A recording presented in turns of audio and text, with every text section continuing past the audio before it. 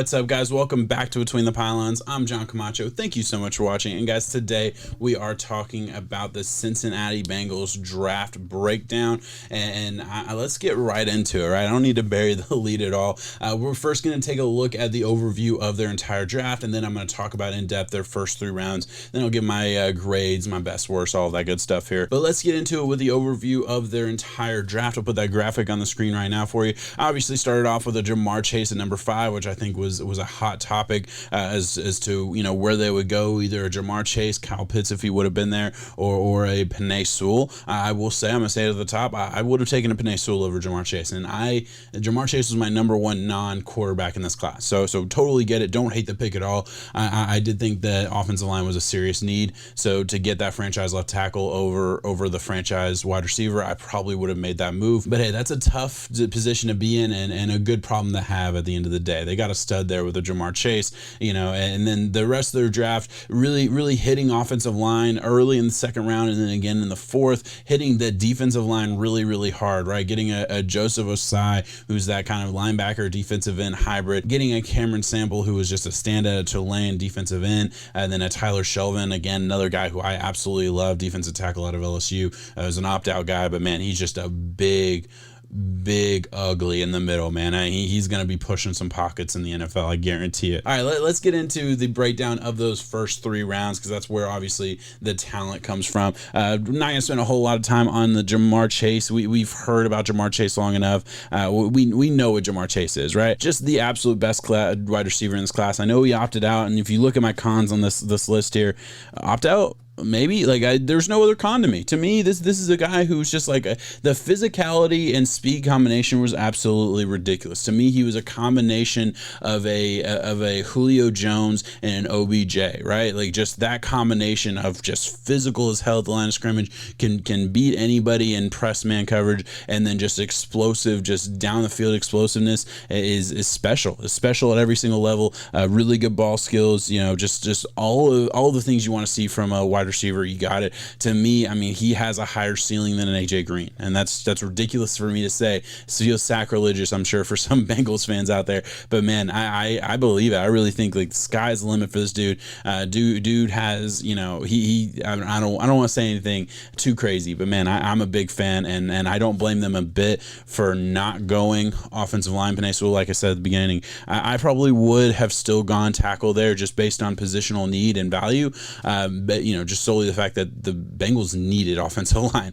Then I think wide receiver was kind of a need, but not nearly as big of a need as offensive line. That was the only reason I was really surprised they made that move. But hey, we can move on to the 2nd round. And before we move on to the 2nd round, I want to talk about the trade they were able to make. Now, the Bengals don't really make a lot of trades. Like last year, they didn't move in that draft at all. They stuck and picked at the first spot of every single round, and they were happy to do so. This year, they didn't make a lot of moves, but they made one, and I think it was a Patriots team that was a little bit desperate. You don't see the Patriots moving up a whole lot, and to give up 2 4th-round picks to move up 8 spots in the 2nd round, yeah, that was a big move by the Patriots to go and secure themselves a Christian Barmore, who I just have to assume, like, if they made that move, they had to feel like Christian Barmore was like a cut above anybody else in this class as far as like defensive talent on the board. They really wanted to secure it, and it was enough to make the Bengals move down. And hey, I think they got some hell of a players in return. They were able to get an extra offensive lineman out of that deal, and a defensive tackle in Tyler Shelvin, who I really like.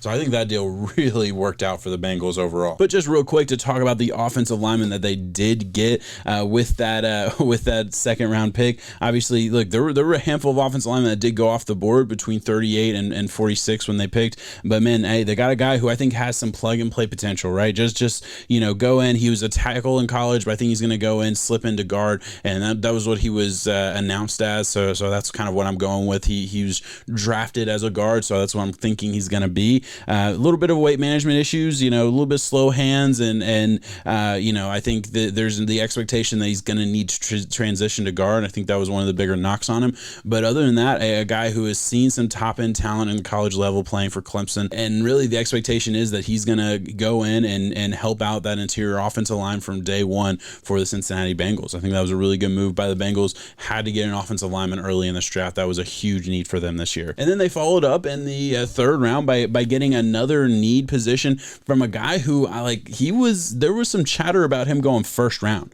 So Joseph Ossai falls all the way into the beginning of the third round conversation there. The guy out of Texas who kind of did a lot of different things at Texas. He has the ability to play with a hand in the dirt or be that stand-up outside linebacker. I'm not exactly sure what the Bengals are thinking there. Are they going to ask him to be a defensive end? I don't think so. I usually lean towards not asking guys like that from college to be defensive end. Just put him in an outside linebacker and kind of work with it there. Had some issues against the run. I think that's one of the bigger reasons he fell, and he's not like just this ridiculously explosive athlete, but he's a really good football player who had a lot of hype around him coming into this draft as a guy who had a chance to go late day one and ends up falling all the way into the third round and falling into the laps for the Bengals here. So another great draft value move at a position of need for the Bengals. They need help on the defensive line, as I mentioned earlier. But let's move on to my best and worst move in this class. My best move to me was that trade down in the second round with the Patriots. They were able to move back, still get an offensive lineman, which was a big need, and then get 2 fourth-round picks, which were both spent in the trenches, one on defensive side of the ball and one on the offensive side of the ball. And really, the fact that they were able to grab a Tyler Shelvin, he was a guy I was a big fan of, a big, hulking, he can, shade over the center. He can play that 3-tech if he needs to, but he'll be a big 3-tech if that's what they're asking him to do. Could play nose tackle if that's what the Bengals are wanting him to do. I'm not exactly sure what that front is going to be expecting of him, but just a big hulk of a man who's going to play in the interior of that defensive line and push humans backwards. That's what he's going to get paid to do, and I think that's one of those picks. Really, to me, he is a plug and play guy. He's more of a plug and play guy than a Joseph Ossai in the third round or than the other fourth round pick that they got. To me, he's slam dunk in my opinion, and maybe that's just in my head. Maybe I'm totally off on that. I think draft value for those big nose tackle / big D tackle type of guys, it's limited for sure, but when you get those guys in the mid rounds, they can really help out that defensive line, make a lot of holes for your linebackers. All of those things are really positive. So I just absolutely love that trade. Sorry, I know I went on a little tangent there with Tyler Shelvin. I'm a big fan, obviously. So we'll move on to my worst move, and this is nitpicky to be totally fair, but really when I look at this draft class as a whole, I can't get past the value that was left on the board with passing on a Penei Sewell at 5. And listen, I'm a Dolphins fan. My Dolphins passed on Penei Sewell at 6, and I was shocked. But I gotta say, I'm really happy, because if we would have passed on Jamar Chase for Jalen Waddle, I would have been pretty upset. I would have been cussing a little bit. So I think the Bengals probably saved me in the long run for how that live stream that I did that first night of the draft could have gone absolutely off the rails. So I know I just went on a little bit of a tangent there. I do apologize. Let's get into my final grades, and I do my grades a little bit different here, guys. I do my grades based on the players, just the players that you got, regardless of need or draft value or anything. And then I talk about just a grade for the draft value, how you maneuvered the draft, how you got the most out of the picks that you had. And then my last grade is needs, and were you able to come away with filling some holes on your roster, right? So first one, players, A-, right? And really, I know I kind of talked negative about taking him over Penei Sewell, but don't hear what I'm not saying. Jamar Chase was my number one non-quarterback in this class. I love Jamar Chase. I think he's a superstar. So taking him, you're automatically going to get an A from me, just on that pick alone. And then on top of that, getting a Tyler Shelvin, who I'm a big fan of. And also, just want to shout out, you got Captain America himself, Chris Evans out of Michigan in the 6th round, and he had some issues with the coach, and there's some weird stuff going on there, but athletically, that dude's a beast. He might be a really sneaky 6th round pick that could have a chance to produce pretty early on. Obviously, you have a number 1 running back for Cincinnati Bengals, but hey, you never know. You let a Gio Bernardi go down to Tampa, so there might be an opportunity there for Mike Evans to take over that number 2 role for the Bengals, and I actually really think that's going to happen. I've never felt so confident about a 6th round pick who really just didn't didn't play a whole lot in college, but man, I believe in him. He's a dog. He can play. So yeah, players overall really liked it. Give it an A minus. So a very positive grade overall. As far as draft value, get a B. Very solid grade. Listen, the Bengals aren't a team that's going to move around in the draft a whole lot. They made one trade in 2 years as far as like draft day trades. So that's just not really what they're going to do. I think at times maybe they targeted a need over maybe another player that I valued a little bit higher in certain spots. But overall, you look at the Bengals, I'm pretty happy with the value they got, especially like I mentioned a handful of times already, that second round trade. They got a ton of value out of that trade. They got a ton of value just with the players they got, where they got them. I mean, Joseph Osai was a very valuable pick. Tyler Shelvin in the fourth. I think you got a starter there in the fourth round. You got a Chris Evans in the sixth. Honestly, just like as I'm like going through and talking about it, I'm moving it up. B plus. Fuck it, I'm moving it up. I'll change it in post as far as my grade. I'm doing that on the fly there. B plus for draft value. I really like your draft value overall. And then needs, I'm giving it an A. Yeah, you targeted needs. You came to the draft, offensive line, defensive end were probably your like two biggest needs. Yeah, you took a wide receiver over one of your biggest needs in the first round. But hey, like I said a handful of times, I already get that. But you targeted offensive line a handful of times in the later rounds of the draft. You targeted defensive line really major. Really, like your next after you take the wide receiver, you could argue, that it was 5 picks in a row, either in the trenches. And for a team that is in rebuild mode, you got to think this is the second year of their rebuild, right? Like this is not a team that's supposed to be a finished product yet. Second year of a 3-year rebuild, building up those trenches, adding some depth there, and hopefully getting some pieces. The only thing that maybe could have made it better, no target at that cornerback position, which I did think it was a need. You let William Jackson walk in free agency, and you're probably going to get a nice compensatory pick